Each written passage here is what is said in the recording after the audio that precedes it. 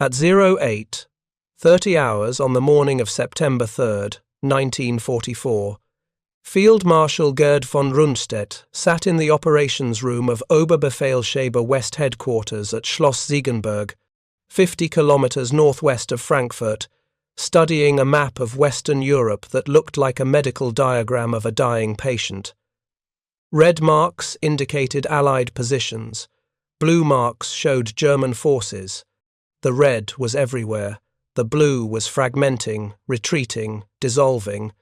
Von Rundstedt was 70 years old, among the most experienced field commanders in the Wehrmacht, a veteran of the First World War who had led Army Group South in the conquest of Poland and France. He had been relieved of command twice by Adolf Hitler for advocating strategic withdrawals, then recalled both times because no one else had his experience or competence. Now he had been summoned back from forced retirement to command German forces in the West after the catastrophic collapse following the Normandy invasion. The coffee in his cup was cold. Real coffee, not the ersatz grain mixture that most Germans had been drinking since 1942, a small privilege of rank that tasted like ashes this morning. His chief of staff, General der Infanterie Günther Blumentritt, stood beside the map with a wooden pointer, briefing him on the situation that both men understood was beyond salvaging. Blumentritt's voice was steady, professional, devoid of emotion. Allied forces crossed the Seine River 4 days ago. Paris fell on August 25th without significant resistance. General Dietrich von Choltitz surrendered the garrison intact rather than implement the Führer's order to destroy the city. First United States Army under General Courtney Hodges is advancing northeast toward Belgium. Third United States Army under General George Patton has crossed the Marne River and is moving east toward the German border with virtually no organized opposition. British Second Army under General Miles Dempsey is pushing north, toward Brussels and Antwerp. Von Rundstedt interrupted. "How many divisions do I have to stop them?" Blumentritt consulted his notes. Approximately 100,000 combat effectives organized into remnants of 15 infantry and 3 panzer divisions. Many divisions exist in name only. The 84th Infantry Division reports fewer than 2,000 men. Most units have lost their heavy equipment during the retreat from Normandy. And how many divisions does Eisenhower have? Intelligence estimates 2 million Allied troops now in France, approximately 36 divisions fully equipped and supplied, more arriving daily through Normandy beaches and Cherbourg port. Von Rundstedt set down his coffee cup carefully, as if sudden movement might shatter something fragile. He had commanded armies when those ratios meant nothing, when German tactical superiority allowed outnumbered forces to defeat larger opponents through superior maneuver and coordination. But this was different. This was not France in 1940, when French armies had more tanks than Germany but lacked doctrine for using them effectively. This was not the Eastern Front in 1941, when Soviet forces were numerous but poorly led and equipped. This was something new. Something von Rundstedt had been studying with growing unease since taking command 3 days earlier. He had spent those 3 days reading after-action reports from Normandy, interviewing division commanders who had survived the retreat, analyzing intelligence assessments of Allied operations, and he had reached a conclusion that he needed to verify with officers who had actually fought against Eisenhower's forces for the past 3 months. Summon the following officers for a commander's conference at 1,400 hours today, von Rundstedt said. Field Marshal Walter Model, commanding Army Group B. General der Panzertruppe Heinrich Eberbach, formerly commanding Panzer Group West. General der Infanterie Hans von Obstfelder, commanding 7th Army. General der Panzertruppen Hasso von Manteuffel, commanding 5th Panzer Army. General der Panzertruppen Dietrich von Choltitz, if he's available from detention. Anyone else who commanded significant forces in Normandy and can reach headquarters by early afternoon. Blumentritt made notes. May I ask the purpose of this conference, Herr Feldmarschall? Von Rundstedt stood and walked to the window. Outside, morning sun illuminated the formal gardens of Schloss Ziegenberg. The castle had served as Wehrmacht headquarters during the Battle of France in 1940. Von Rundstedt had stood in this same room 4 years earlier, planning the final drives that would force French surrender. The garden had looked exactly the same then, peaceful and ordered, while German armies shattered France in 6 weeks of combat. I need to understand what we're actually fighting, von Rundstedt said. The reports from Normandy describe something I've never encountered in 40 years of military service. Allied operations that should not be possible given the constraints of logistics and supply. Coordination between air and ground forces that exceeds anything our doctrine considers achievable. Material superiority so overwhelming that tactical excellence becomes irrelevant. Before I can devise any strategy for defending Germany, I need to know if these reports are accurate or if they reflect the panic of defeated commanders making excuses. Blumentritt understood immediately. You want to know if Eisenhower is that good, or if our forces simply fought badly? Precisely. Because if our forces fought badly, we can replace commanders, improve training, restore discipline, and potentially hold defensive positions along the West Wall.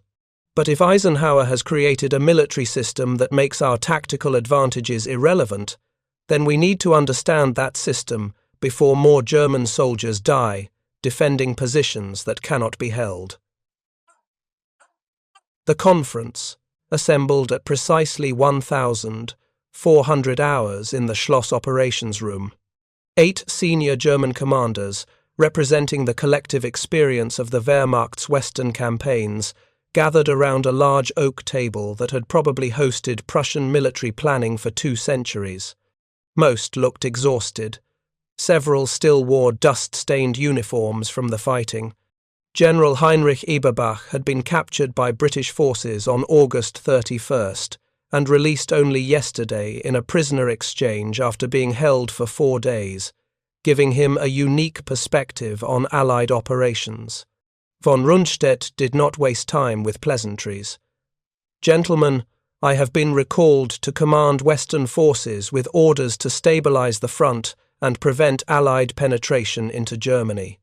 Before I can fulfill those orders, I need accurate assessment of our opponent, not optimistic propaganda, not defeatist excuses.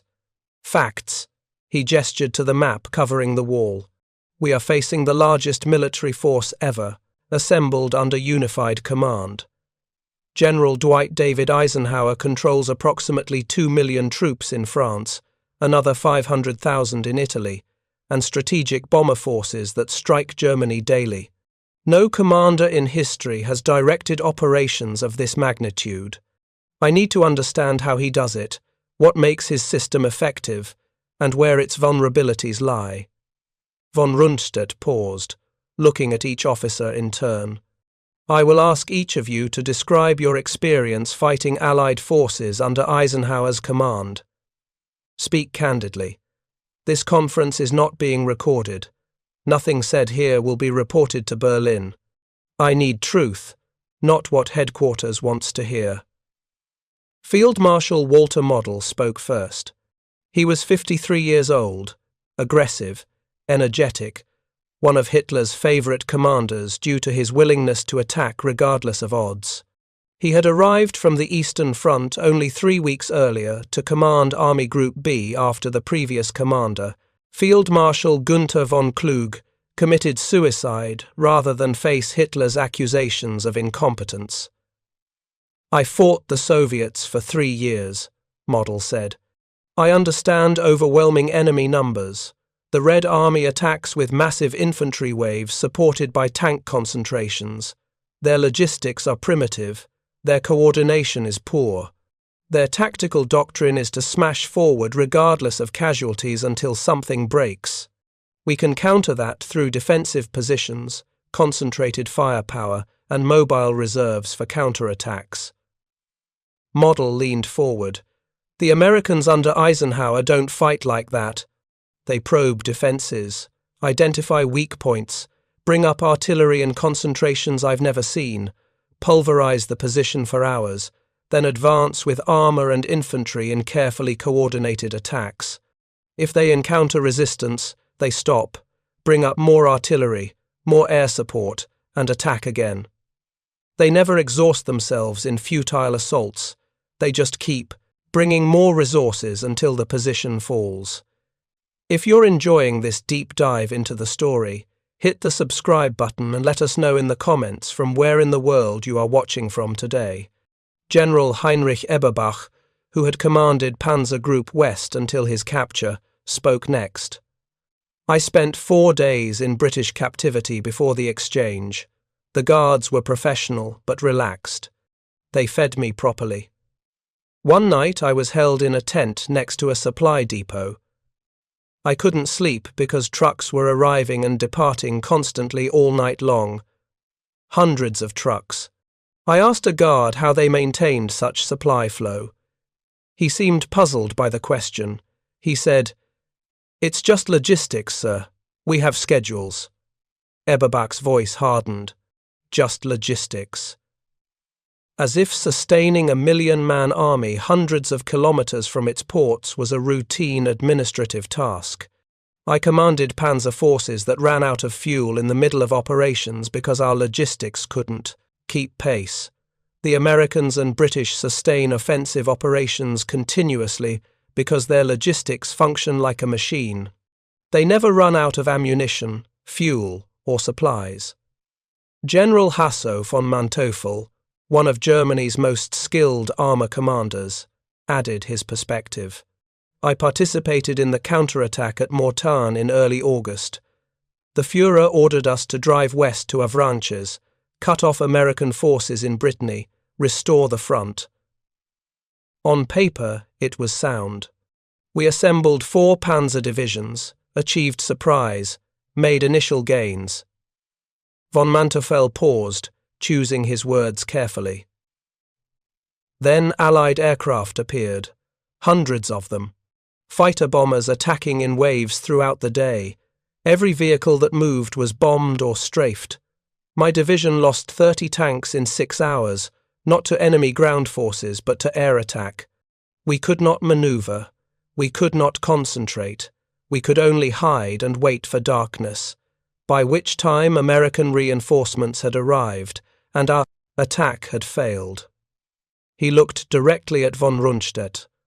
I have fought on the Eastern Front where Soviet aviation was active. I have fought in North Africa against the RAF. I have never seen air power employed with such precision and overwhelming force. The Americans don't just have air superiority, they have total air dominance. They can see everything we do and destroy anything that moves. How do you fight an enemy who can observe your dispositions from above and strike with impunity? The room was silent for a moment. Then General der Infanterie Hans von Obstfelder, who had commanded 7th Army during its retreat across France, spoke with deliberate precision. We study Clausewitz. We learn that war is the continuation of politics by other means, that victory comes through destroying the enemy's will to resist, that friction and fog of war create opportunities for the inferior force to defeat superior opponents through better information and faster decisions. Von Obstfelder gestured at the map. Eisenhower has eliminated friction. His logistics function perfectly. His intelligence is comprehensive. His forces coordinate across hundreds of kilometers as if controlled by a single brain. There is no fog of war for him because his reconnaissance aircraft and radio networks give him complete battlefield visibility. And he doesn't try to destroy our will to resist. He simply brings such overwhelming material force that our will becomes irrelevant. General Dietrich von Koltitz, the former commander of Paris who had surrendered the city intact against Hitler's direct orders, spoke quietly. I commanded the 84th Corps in Normandy before being appointed commander of Greater Paris. I watched my divisions being systematically destroyed by Allied firepower, not defeated in battle, destroyed. Positions that should have held for days fell in hours because Allied artillery fired more shells in one barrage than my entire corps possessed in total supply. Von Koltitz's hands clenched on the table. One of my battalion commanders reported that an American artillery barrage lasted 4 hours. 4 hours of continuous fire from hundreds of guns. He said the ground shook as if in an earthquake. Everything above ground was obliterated. Bunkers collapsed. Communication trenches disappeared. Men went mad from the concussion alone. When the barrage lifted, American infantry advanced against positions defended by survivors too shocked to fight effectively. And this was routine, von Koltitz continued. Not a special preparation for a major offensive, just normal American artillery procedure. They have so much ammunition that they use firepower the way we use maneuver. They flatten everything, then advance. It's not elegant, it's not tactically sophisticated, but it works because they can sustain it indefinitely. Von Rundstedt had been taking notes. Now he set down his pen and addressed the assembled officers. An industrial system applied to warfare. Eisenhower has turned military operations into a production process where success comes not from tactical brilliance, but from systematic application of overwhelming resources. Von Rundstedt turned to face his officers. Excellence is no longer sufficient. Eisenhower doesn't need to outmaneuver us tactically because he can overwhelm any position through material superiority. He doesn't need faster decision-making because his logistics function regardless of command decisions. He doesn't need to concentrate forces at decisive points because he has enough strength to attack everywhere simultaneously. Field Marshal Model interrupted. Surely there must be vulnerabilities.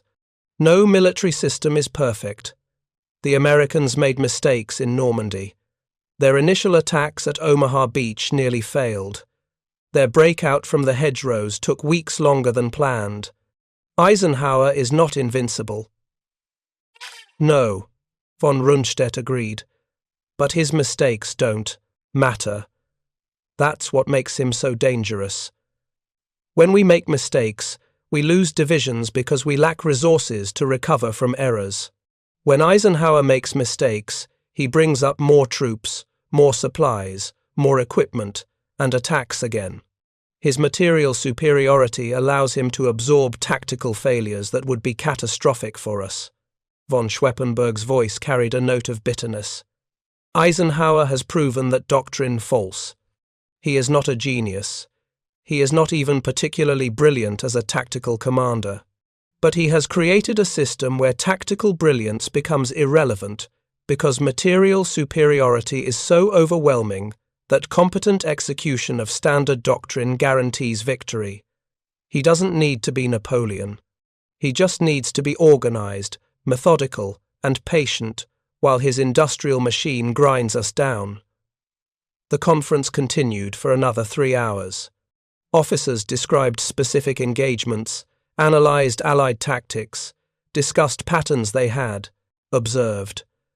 Gradually, a comprehensive picture emerged of how Eisenhower's forces operated. Allied advances followed predictable patterns. Reconnaissance elements probed German positions. When resistance was encountered, advance halted. Artillery forward observers called in coordinates. Within 30 minutes, massive artillery concentrations would be firing. If German positions survived artillery preparation, Allied airstrikes followed. Only after defensive positions were thoroughly suppressed did Allied infantry and armour advance. If counterattacks drove Allied forces back, the entire process repeated until German defenders were overwhelmed or withdrew. This methodical approach frustrated German commanders trained to fight through aggressive manoeuvre. There were no opportunities for the kind of rapid counterstrokes that had worked so well against other opponents. By the time German reserves arrived to exploit a local Allied setback, Allied positions had been reinforced and supported by artillery concentrations that made counterattacks suicidal. Allied logistics sustained operations that should have been impossible. German commanders had expected Allied forces to outrun their supply lines during the pursuit across France. Standard military doctrine held that armies advancing 300 kilometers from their supply bases would exhaust themselves and require operational pauses to consolidate logistics. Allied forces simply kept advancing. Fuel, ammunition, and supplies flowed forward continuously. German intelligence had intercepted Allied radio traffic discussing something called the Red Ball Express, a dedicated truck convoy system that operated 24 hours per day, carrying supplies from Normandy beaches to forward units. Over 6,000 trucks, organized into military units with military discipline, functioning like a moving supply pipeline. German logistics consisted of horse-drawn wagons, supplementing inadequate motor transport. The contrast was humiliating. But most disturbing to German commanders was Allied air superiority. It was not just that Luftwaffe fighters were outnumbered. That disparity could be overcome through superior pilot skill and ground-based anti-aircraft defenses. The problem was that Allied air forces operated with total freedom. They could concentrate hundreds of aircraft against any target, could maintain continuous air patrols over German positions, could interdict German supply lines without significant opposition. German commanders had adapted tactics to minimize air attack vulnerability. They moved only at night. They camouflaged positions extensively. They dispersed forces to reduce concentration as targets. These measures helped but could not eliminate the fundamental advantage Allied air power provided. Eisenhower's forces could see everything German forces did and strike anything they saw. German forces operated blind, never certain where Allied forces were concentrated, never able to achieve surprise. He walked to the map and placed his hand on the mass of red marks indicating Allied positions. Eisenhower has created something we have not encountered before, a military organization that functions like a modern factory. Raw materials, in this case troops and supplies, are processed through systematic procedures to produce desired outputs, in this case military victories. Individual tactical failures are corrected through analysis and adjustment. Then the system continues functioning until objectives are achieved. Von Rundstedt turned to face his officers, and for the first time in the conference, his composure cracked slightly. His voice carried a note of something that might have been despair. We cannot defeat this system through tactical excellence. We cannot match it through superior training or better equipment.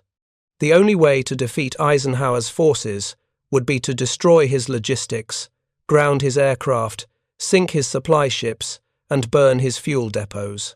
Since we lack the capability to do any of those things, we cannot win. We can only delay.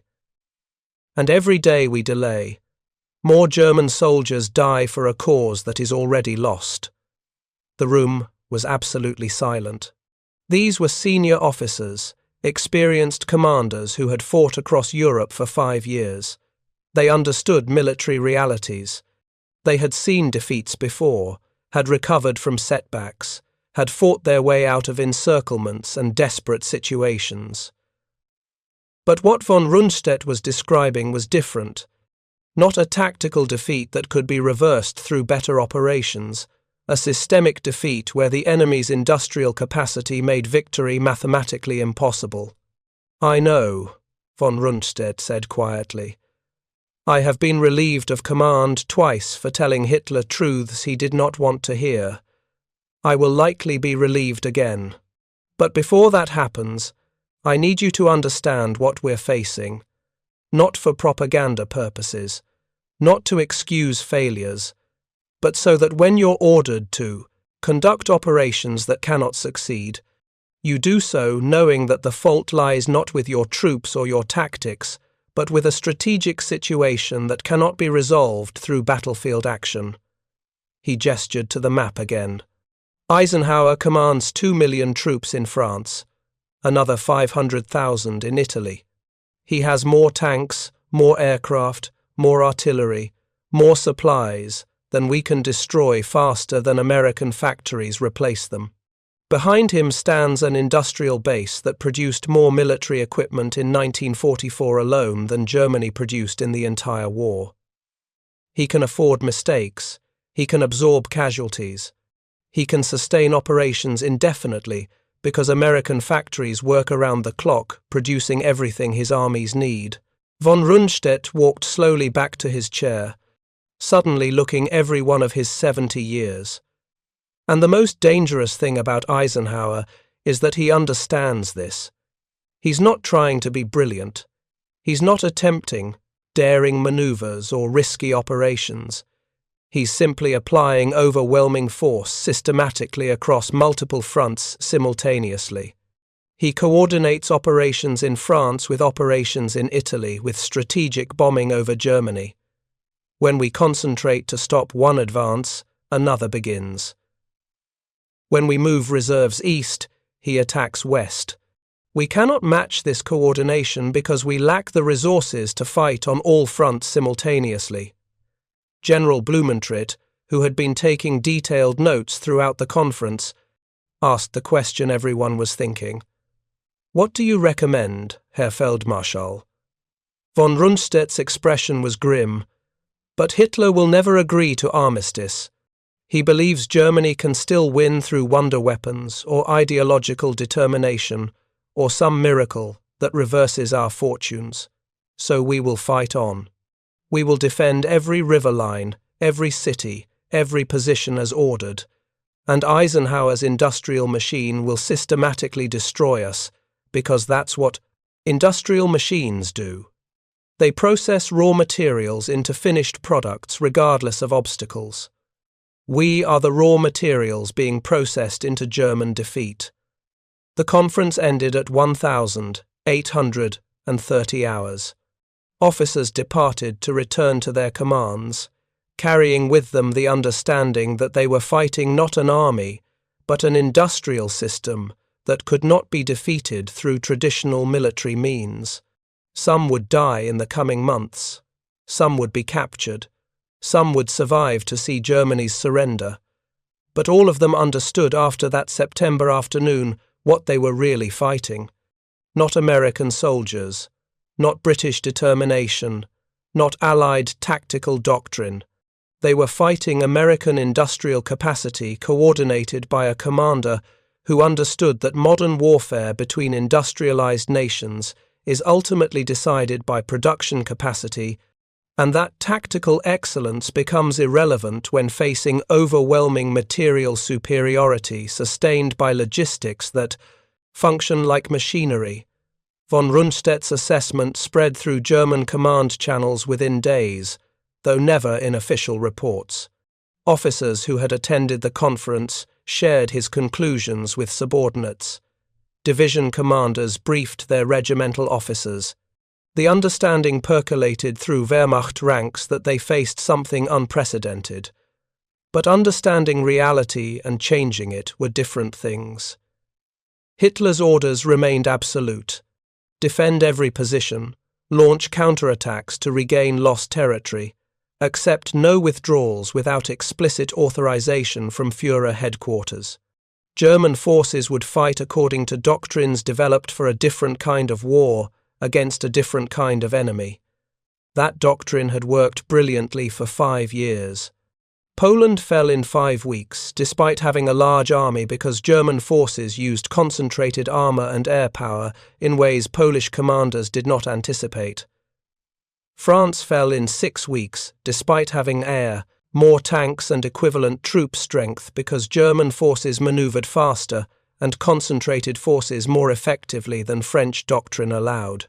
The Soviet Union lost millions of soldiers in 1941 and 42 because German operational art created encirclements that trapped entire Soviet armies before they could retreat. But Eisenhower's forces could not be defeated through those methods because Eisenhower had created a military system where tactical setbacks were overcome through material superiority, where maneuver advantages were neutralized by air power, where operational art became less important than logistics and industrial production. In the weeks following von Rundstedt's conference, German commanders fighting Eisenhower's forces experienced this reality repeatedly. The pattern was consistent across all sectors of the Western Front. At Aachen, the first major German city threatened by Allied advance, garrison commander Colonel Gerhard Wilk prepared defensive positions using doctrine developed from 5 years of combat experience. He fortified buildings, established interlocking fields of fire, positioned reserves for counterattacks, created defenses that should have made the city costly to capture, even for numerically superior attackers. American forces of First Army under General Courtney Hodges surrounded Aachen in early October 1944. Wilk expected assault infantry supported by armor, the kind of urban combat German forces had mastered in Stalingrad and other cities.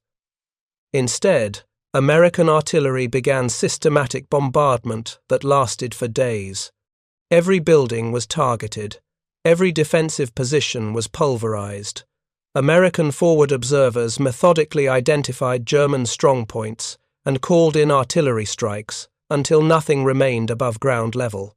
That disparity, artillery ammunition availability, illustrated the industrial gap German commanders struggled to comprehend. American artillery batteries operated under rules of engagement that assumed unlimited ammunition. Forward observers could call in fire missions without worrying about conservation. Battery commanders fired concentration missions lasting hours because supply trucks would deliver replacement ammunition within 24 hours. German artillery operated under strict rationing. Every shell had to be justified. Battery commanders maintained detailed logs accounting for ammunition expenditure. Fire missions were limited to critical situations because replacement ammunition might not arrive for weeks. When ammunition did arrive, it came forward on horse-drawn wagons moving at night to avoid Allied air attack, making logistics unreliable and insufficient. The same pattern applied to every category of supplies. American forces consumed fuel in quantities that seemed wasteful to German observers. Tanks idled their engines to keep crews warm. Trucks ran continuously, moving supplies forward. Generators powered field, kitchens, command posts, and field hospitals. American logistics treated fuel as an abundant resource to be used as needed. German forces rationed fuel desperately. Tanks were shut down whenever possible to conserve precious gasoline. Trucks were used only for essential movements. Generators ran limited hours. German commanders made operational decisions based not on tactical considerations, but on fuel availability. Promising attacks were cancelled because there was insufficient fuel to sustain them. Defensive positions were abandoned because there was not enough fuel to move reserves forward for counterattacks. This resource disparity affected every aspect of operations. American forces expected hot meals served daily from field kitchens, equipped with modern cooking equipment and supplied with varied rations. German soldiers survived on bread, ersatz, coffee, and occasional meat when supply situation permitted. American wounded received morphine, sulfur drugs, blood transfusions, and evacuation to well-equipped field hospitals. German wounded received whatever limited medical supplies were available, often operated on without anesthesia when morphine supplies exhausted, and remained in forward aid stations because insufficient ambulances existed for evacuation. But perhaps most demoralizing was the realization that individual German tactical superiority no longer mattered. A skilled German tank crew in a Panther could destroy 3 or 4 American Shermans in a single engagement. But the Americans would replace those losses within days, and return with 8 more Shermans plus air support and artillery. German infantry could repel an American attack through superior tactics and defensive preparation. But the Americans would retreat, bring up more artillery and airstrikes, and attack again the next day with fresh troops, while German defenders remained in position without relief or adequate resupply.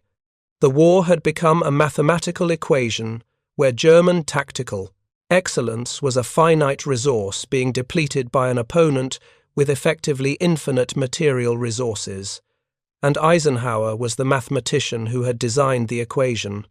In late October 1944, von Rundstedt received a visitor at his headquarters. General der Panzertruppe Heinz Guderian, Inspector General of Panzer Forces and one of Germany's most respected armour commanders, arrived from the Eastern Front to discuss transfer of panzer divisions to the West. The two men had worked together for 20 years, had studied military theory together, had developed the doctrines that made German armoured warfare so effective in the early war years. They spoke candidly in a way that was only possible between old colleagues who trusted each other completely. Guderian said, "Soviet forces are preparing major offensives that could push us back to the German border by winter. We need every available panzer division to contain the Russian steamroller. Yet I'm told you're requesting armour reinforcements for the West. The Führer believes the Western Front is stable, that American and British forces are exhausted from their advance across France and will pause for winter. Why do you need panzers if the situation is stable?" He handed Guderian a glass. "I've been studying Eisenhower for 2 months. I've interviewed every senior commander who fought in Normandy. I've analysed Allied operations across multiple fronts, and I've reached a conclusion that I cannot officially report to Berlin because it contradicts everything the Führer believes about willpower overcoming material disadvantages." Guderian asked, though his expression suggested he already knew. "Eisenhower has created a military system that makes tactical excellence irrelevant. He coordinates operations across 3 simultaneous major fronts: Western France, Italy, strategic bombing over Germany. When we concentrate forces to stop one advance, another begins. When we move reserves to contain one breakthrough, Allied forces attack where we've weakened our lines.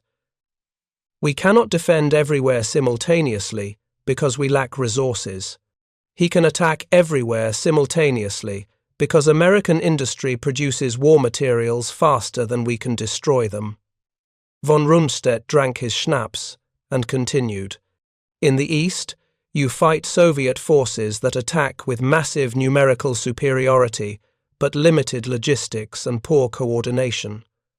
German tactical excellence can exploit those weaknesses, create pockets, destroy supply lines, force Soviet advances to halt until logistics catch up. Your panzer divisions can achieve local victories that have operational significance. In the West, tactical victories are operationally meaningless. If we destroy an American division, Eisenhower brings up 2 more. If we eliminate a tank battalion, American factories produce replacements within a week. If we interdict supply lines, American engineering units build new roads and bridges faster than we can destroy them. Nothing we do reduces Allied combat capability because American industrial production exceeds our destruction capability by ratios that make resistance futile." Guderian set down his glass. "Then why are you requesting panzer divisions? If the situation is hopeless, why commit more forces to a losing battle?" Von Rundstedt's voice was flat, emotionless, the tone of a man reporting facts he could not change. "The plan is operationally sound if this were 1940. Achieve surprise, concentrate armour at a weak point in Allied lines, drive to objectives before enemy can react, exploit Allied supply vulnerabilities. But it's not 1940. Eisenhower's forces are not French forces. Allied logistics are not vulnerable. Allied air power will interdict our supply lines the moment weather permits flight operations. The offensive will fail, and we will lose irreplaceable panzer divisions that could better be used, defending Germany itself. Have you told the Führer this? Guderian asked. I have submitted professional military assessment outlining challenges and risks. Hitler dismissed my concerns as defeatism. He believes German soldiers' superior fighting spirit will overcome Allied material advantages. He cited our victory in France in 1940 as proof that bold offensive action defeats numerically superior opponents. Von Rundstedt walked to the window, looking out at gathering darkness. Hitler learned the wrong lessons from 1940. He believes we won through ideological conviction and aggressive tactics. In reality, we won because French commanders made catastrophic mistakes, because French forces were poorly coordinated, despite material superiority, because French doctrine emphasized defensive operations that allowed us to seize initiative and maintain it. He turned back to Guderian. Eisenhower makes no such mistakes. His forces are meticulously coordinated. His doctrine emphasizes overwhelming force applied systematically. He does not need to be brilliant. He just needs to be competent and patient, while American industry produces the equipment his armies need to grind us down through attrition. If you find this story engaging, please take a moment to subscribe and enable notifications. It helps us continue producing in-depth content like this. Guderian understood what von Rundstedt was really saying. The war was lost.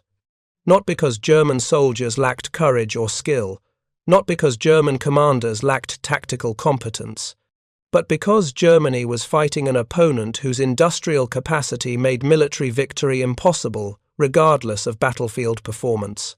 What will you do? Guderian asked. Von Rundstedt poured them both more schnapps. The Americans have a commander who understands modern warfare better than we do. Eisenhower knows that wars between industrial nations are decided by production capacity coordinated through effective logistics. Tactical brilliance matters less than systematic application of overwhelming resources. Operational art matters less than maintaining pressure across multiple fronts simultaneously. Individual battles matter less than sustaining the industrial machine that produces replacement forces faster than we can destroy them. And we have a Führer who believes willpower overcomes material reality, Guderian said quietly. Yes, which is why Germany will lose, not through any single decisive defeat, through systematic grinding attrition that destroys our forces faster than we can replace them, while Allied strength grows daily. Eisenhower doesn't need to defeat us in climactic battles. He just needs to maintain pressure until we collapse from exhaustion. The two generals sat in silence for several minutes, contemplating a future both understood but neither could prevent. Finally, Guderian stood to leave. When will Hitler launch his offensive? Grounds Allied aircraft and creates conditions that might allow our forces to achieve surprise. The Führer believes we can replicate our success from 1940 if we catch the Americans in bad weather that neutralizes their air superiority. Will it work? Von Rundstedt's answer was immediate. No.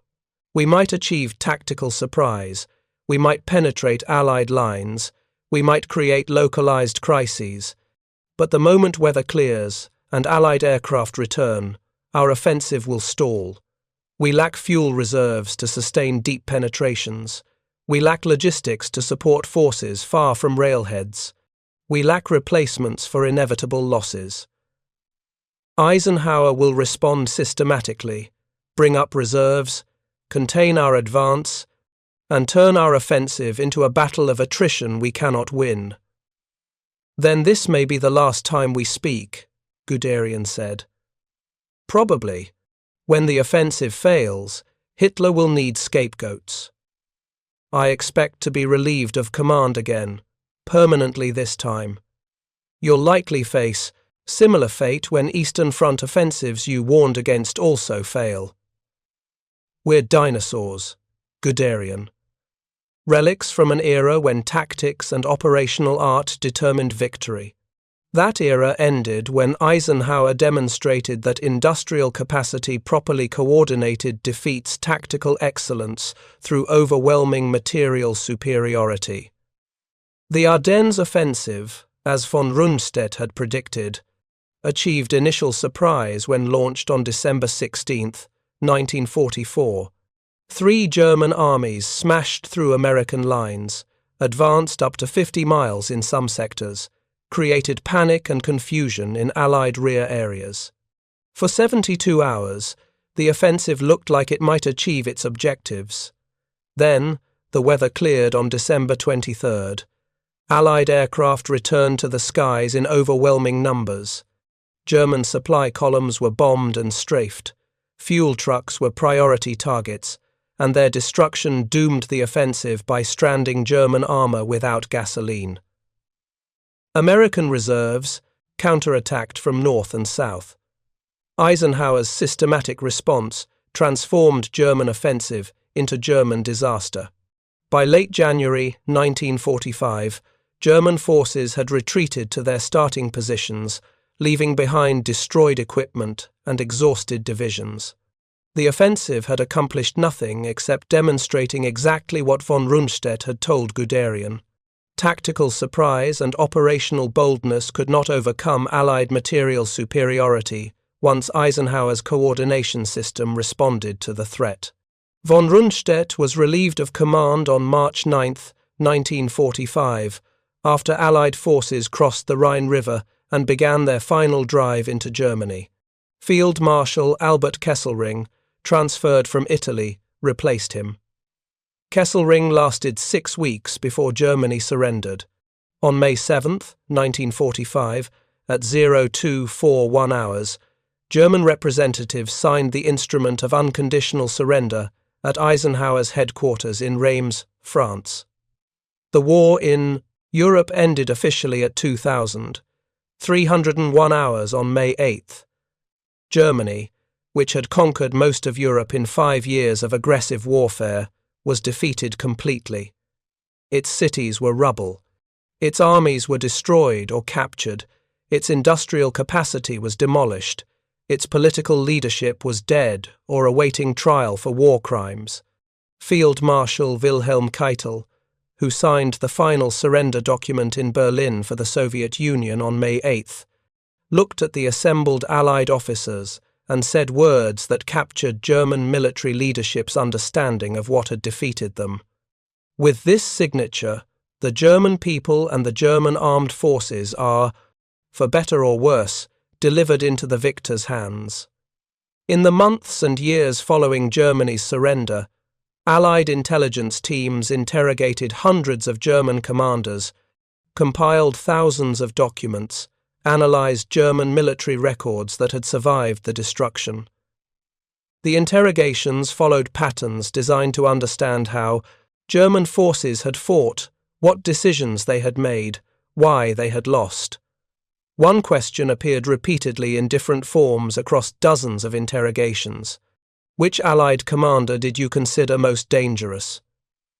The answers varied by theatre and timing, but a pattern emerged. German commanders who had fought in the West consistently identified Dwight Eisenhower as the most dangerous opponent they had faced.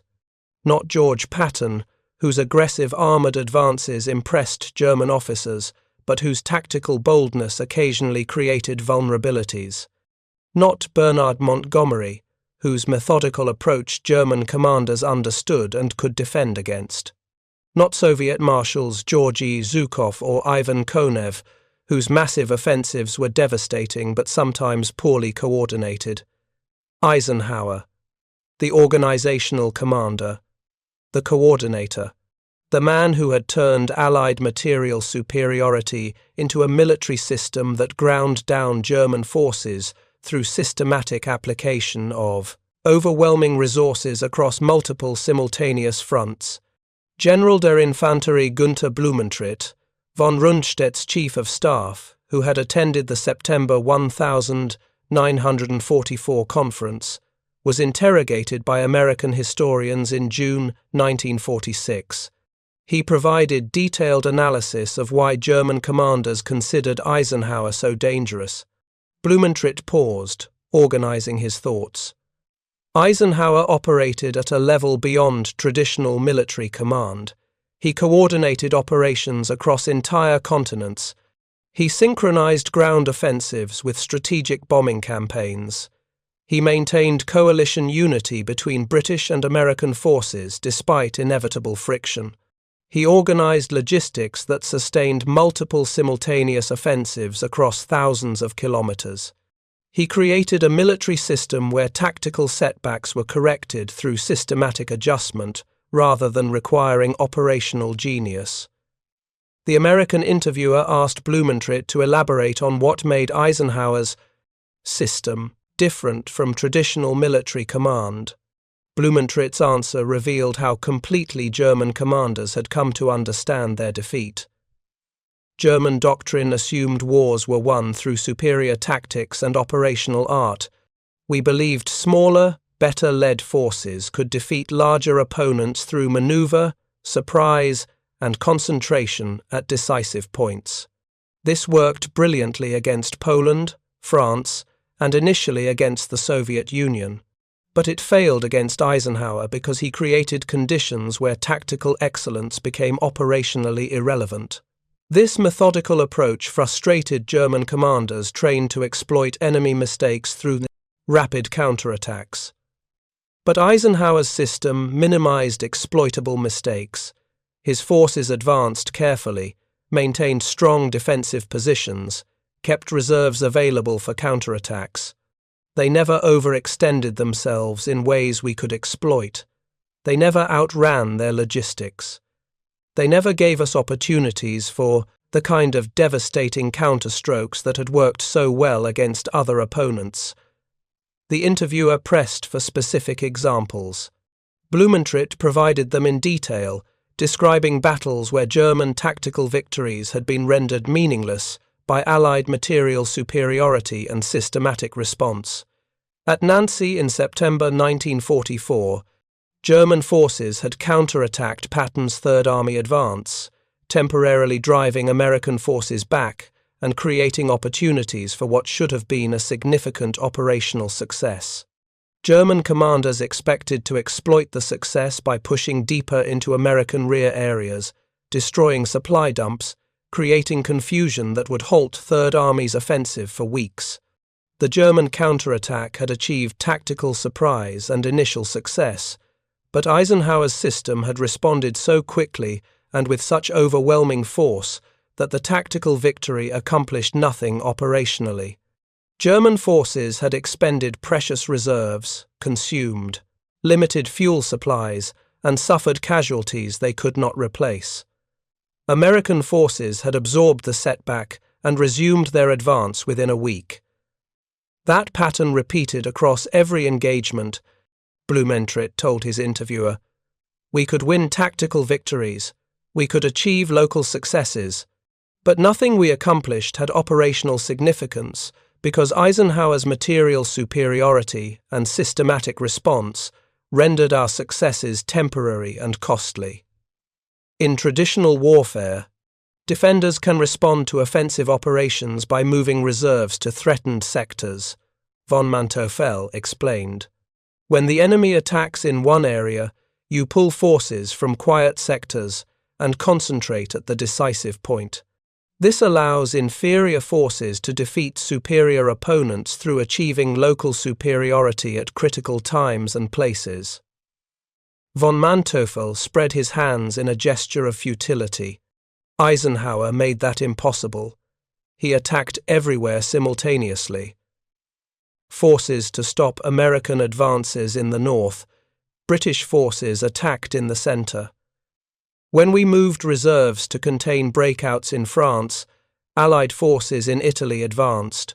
When we pulled fighter squadrons back to defend German cities against strategic bombing, Allied ground attack aircraft decimated our armor without opposition. We never had quiet sectors where we could safely pull reserves. Every portion of the front was under pressure simultaneously.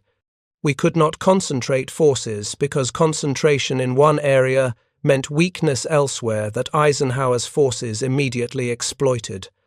We were fighting a war on multiple fronts with insufficient resources to defend adequately on any single front. Perhaps the most revealing interrogation was conducted in October 1945 with General de Infanterie Siegfried Westphal, who had served as Chief of Staff to both Rommel and Kesselring. Westphal had fought against Allied forces in North Africa, Italy, and France. He had experienced Eisenhower's system across multiple theatres over 3 years. His perspective was comprehensive and damning. I fought under Rommel in North Africa when American forces first entered the war, Westphal told his interrogators. We defeated them easily at Kasserine Pass in February 1943. American soldiers were brave but inexperienced. American commanders made basic tactical mistakes. American coordination between armor and infantry was poor. We believed the Americans would require years to develop into effective fighting force. Westphal's expression showed his recognition of how wrong that assessment had been. Within 2 months, American forces under Eisenhower's reorganized command structure had learned from their mistakes, improved their tactics, and linked up with British 8th Army to trap all Axis forces in Tunisia. We lost 250,000 troops. The speed of American adaptation shocked us. By Normandy in June 1944, Eisenhower's system was fully mature. Allied forces landed with such overwhelming strength that we could not drive them back into the sea. Allied logistics sustained operations across open beaches for weeks before ports were captured. Allied air power interdicted our supply lines while protecting their own. Allied coordination between multiple national armies and services functioned better than our own single-nation command structure. Westphal paused, considering his words carefully. The most dangerous thing about Eisenhower was not any single capability, but the integration of all capabilities into a comprehensive system. Other Allied commanders were tactically skilled. Montgomery was methodical. Patton was aggressive. Bradley was competent. But Eisenhower coordinated all of them, plus strategic bombers, naval forces, logistics, intelligence, and coalition politics into unified effort that maintained constant pressure on German forces from multiple directions simultaneously. We had no counter to this system. Our doctrine assumed wars were decided by decisive battles where superior tactics defeated superior numbers. Eisenhower did not seek decisive battles. He sought systematic destruction of German military capacity through grinding attrition sustained by industrial production that replaced all losses faster than we could inflict them. Against such strategy, tactical excellence was insufficient. We could win every tactical engagement and still lose the war through cumulative attrition. The pattern was consistent across hundreds of interrogations. German commanders acknowledged their forces had fought skillfully and courageously. They identified tactical successes and operational achievements, but they all concluded that Eisenhower's systematic coordination of overwhelming material superiority had made German defeat inevitable regardless of battlefield performance. In the years following the war, military academies worldwide studied Eisenhower's campaigns. The lessons drawn varied by nation and doctrine, but certain conclusions became foundational to modern military thinking. First, modern warfare between industrialized nations is ultimately decided by industrial capacity. The side that produces more weapons, supplies more armies, replaces losses faster, and sustains operations longer will win if all other factors are roughly equal. Tactical excellence can achieve local victories, but cannot overcome sustained material inferiority against competent opponents. Second, coordination across multiple simultaneous operations forces opponents to divide resources and prevents concentration at decisive points. Eisenhower's three-front strategy, Western Europe, Italy, and strategic bombing, prevented German forces from concentrating against any single threat. This coordination principle became core doctrine for NATO planning during the Cold War. The United States Army Command and General Staff College at Fort Leavenworth made Eisenhower's campaigns required study for all officers attending advanced courses. British staff colleges at Sandhurst and Camberley incorporated lessons from Eisenhower's coalition warfare techniques. French military academies analyzed how Eisenhower maintained offensive momentum across multiple army groups. Soviet military academies studied Eisenhower's logistics and coordination, though they drew different conclusions about centralized versus decentralized command structures. But perhaps the most thorough analysis came from German military historians in the 1952nd and 1962nd. Former Wehrmacht officers, now serving in West Germany's Bundeswehr or working as civilian historians, interviewed surviving commanders, studied captured documents, and produced comprehensive assessments of why Germany lost the war. Their conclusions were unanimous and stark. Germany had been defeated by opponents who understood modern industrial warfare better than German commanders did. All Germany's tactical excellence, all its technological innovation, all its soldiers' courage, had been insufficient against Allied material superiority, coordinated by Eisenhower through systematic application of overwhelming resources across multiple simultaneous operations. General Franz Halder, former chief of the German Army General Staff, wrote in 1952 that if German military planners had understood in 1939 what Eisenhower demonstrated between 1943 and 1945, Germany would never have started the war. The decision to invade Poland had been based on assumptions that modern warfare still favored tactical excellence over industrial capacity. Those assumptions were catastrophically wrong. Field Marshal Erich von Manstein, considered by many historians to be Germany's finest operational commander, wrote in his memoirs that Eisenhower represented a new type of military leadership suited to industrial age warfare. Traditional military virtues, courage, tactical skill, operational boldness remained important, von Manstein acknowledged. But they were subordinate to Stamm, organizational capability, logistical excellence, and systematic coordination of overwhelming resources. Eisenhower mastered these modern requirements better than any commander of his generation. "I won battles," von Manstein wrote. "Eisenhower won wars. There is a difference. Battles are won through tactical skill and operational art. Wars between industrial nations are won through sustained production, coordinated across multiple simultaneous operations until the opponent's capacity to resist is exhausted. I understood the former. Eisenhower understood the latter." The assessment German commanders feared most to articulate, but ultimately could not avoid, was that their entire military culture had prepared them for the wrong kind of war. German officer education emphasized studying great commanders and learning tactical excellence. German doctrine celebrated aggressive maneuver and operational boldness. German military culture valued courage, determination, and willpower as essential, martial virtues. All of that was insufficient against an opponent who had industrialized warfare, who treated military operations as a production process where success came through systematic application of resources rather than tactical brilliance. Eisenhower had demonstrated that modern wars are won by the side whose factories produce more weapons, whose logistics deliver more supplies, whose coordination maintains more simultaneous pressure, and whose industrial base outlasts the opponent's capacity to resist. Germany had possessed tactical excellence.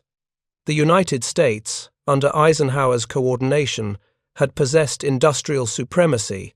In the contest between tactics and production, production had won decisively. In one of his final interviews, conducted in June 1952, von Rundstedt was asked what he would have done differently if he could replay the Western campaign from June 1944 through May 1945. His answer was immediate and unequivocal. Nothing. There was nothing I could have done differently that would have changed the outcome. Eisenhower commanded forces so superior in numbers, equipment, supply, and coordination that German defeat was mathematically certain. I could have been the reincarnation of Napoleon, and it would not have mattered. You cannot defeat an opponent who produces 5 tanks for every one you destroy, who fires 10 artillery shells for every one you fire, who flies 100 aircraft for every 10 you can put in the sky, and who coordinates all these advantages across multiple fronts simultaneously. Von Rundstedt leaned back in his chair, an old man reflecting on a war lost 8 years earlier.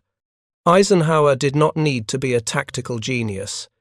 He needed to be exactly what he was, a superb organizer who understood that modern warfare is won by the side that best coordinates industrial capacity into military power. He created a system where American factories produced weapons, American logistics delivered those weapons to front-line units, American air forces protected supply lines while interdicting ours, and American ground forces applied overwhelming firepower systematically until our resistance collapsed. That was his genius. Not tactical brilliance, not operational boldness, not innovative doctrine. His genius was understanding that wars between industrial nations are decided by production capacity and building a military system that leveraged America's industrial supremacy more effectively than any commander before or since. The interviewer asked one final question. If Eisenhower had commanded German forces and von Rundstedt had commanded Allied forces, who would have won? Dwight David Eisenhower died on March 28, 1969, at age 78. His obituaries described him as the supreme commander who had defeated Nazi Germany, the president who had guided America through the 1,950 seconds, the general whose name was synonymous with Allied victory in World War II. But buried in those obituaries, often in a single paragraph, was the assessment that mattered most to military historians. German commanders who had fought against him considered Eisenhower the most dangerous opponent they had faced, not because he was tactically brilliant, not because he was operationally innovative, but because he had understood modern industrial warfare at a strategic level that transcended traditional military thinking, and had created a military system that coordinated overwhelming material superiority across multiple simultaneous fronts in ways German forces could not counter. 4 million Allied troops under Eisenhower's command had crushed German forces across 3 fronts simultaneously. They had liberated Western Europe, destroyed Nazi Germany's military capacity, and demonstrated that wars between industrial nations are ultimately won by the side that best organizes and sustains material superiority through systematic coordination and effective logistics. That was Eisenhower's contribution to military history. Not tactical innovations or operational breakthroughs, but the demonstration that modern warfare requires industrial capacity, coordinated through organizational excellence, more than battlefield genius. German commanders understood this lesson intimately because they had been defeated by it comprehensively. In the decades since, military planners worldwide have studied Eisenhower's campaigns to understand how to coordinate large-scale operations across multiple simultaneous fronts. The lessons remain relevant because the fundamental truth Eisenhower demonstrated has not changed.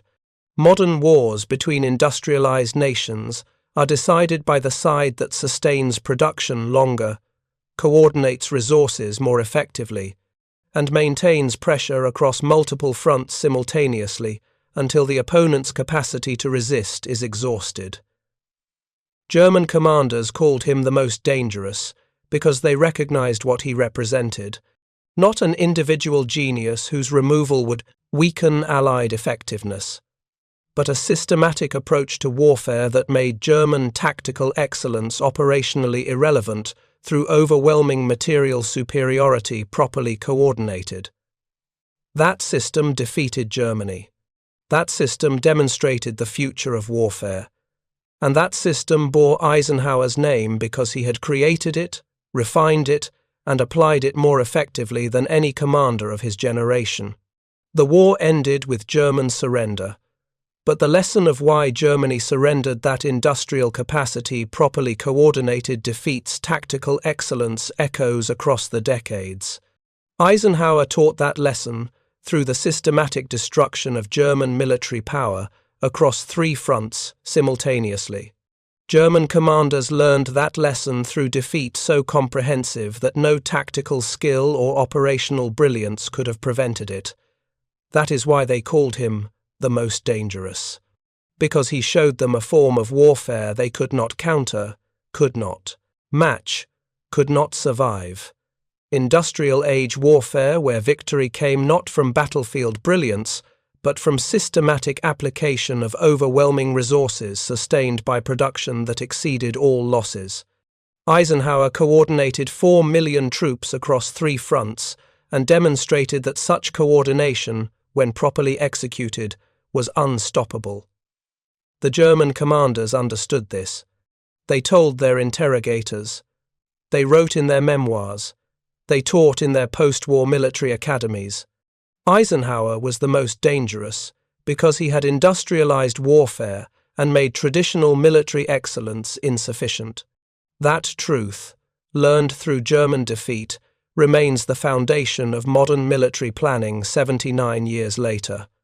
Thank you for watching. For more detailed historical breakdowns, check out the other videos on your screen now, and don't forget to subscribe.